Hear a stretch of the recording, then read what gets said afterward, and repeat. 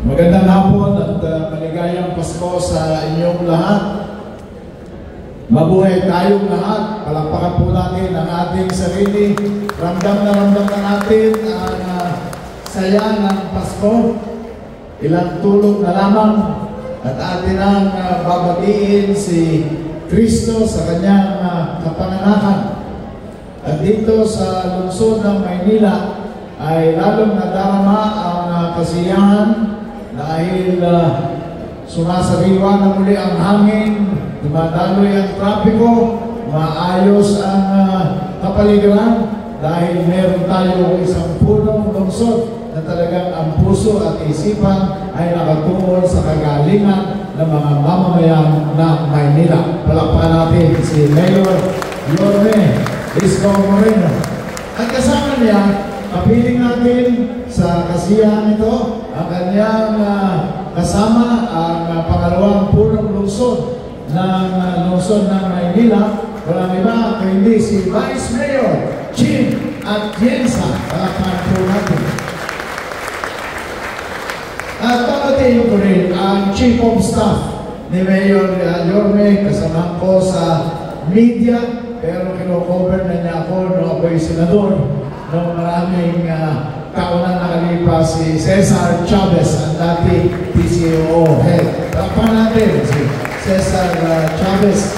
At kahit na nabanggit na yung kanilang mga pangalan, banggitin ko pa rin muli ang kanilang pangalan. Ang aming minamahal na chairman ng Manila Hotel, Basilio Siya. Palakpakan natin.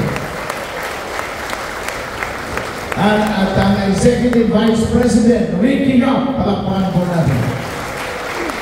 At ang aming pong minamahal na kasama sa Board of Directors, Director, former Executive Secretary Bingbong Menjaldia. Palakpakan po natin. At hindi magiging kompleto itong ating kasiyahan ito kung hindi natin kasama ang ating pong DOT officials na nandito, si Judith Cabato, Regional Director, and may special assignment sa ASEAN Summit, Judith.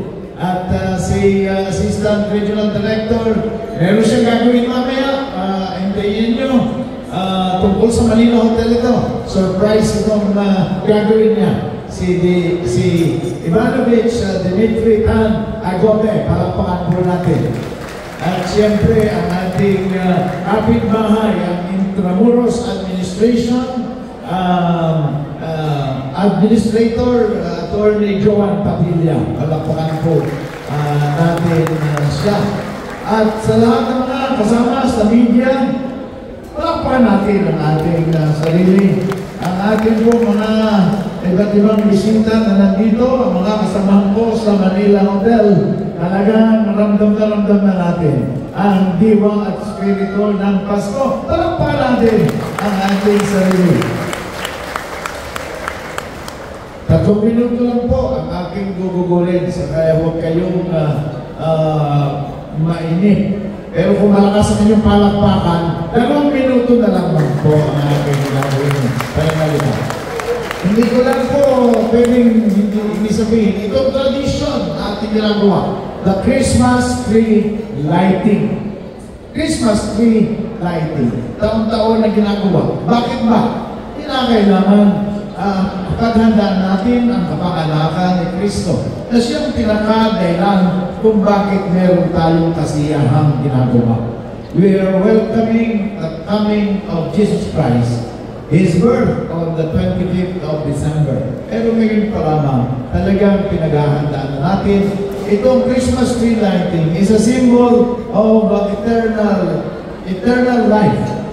It's a symbol of Christ, who was given to us by God, who loved us so much that He gave us His only begotten Son, Jesus Christ. And that is the very core of this celebration. This is just a tradition to light the Christmas tree.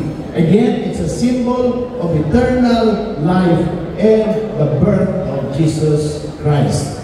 This is a tradition that we also uphold because we want to show to everyone that here we are united, the management and employees, and also our guests, we are united in this joyous celebration of the birth of Jesus Christ. So we cannot let this time pass without this traditional Christmas lighting ceremony.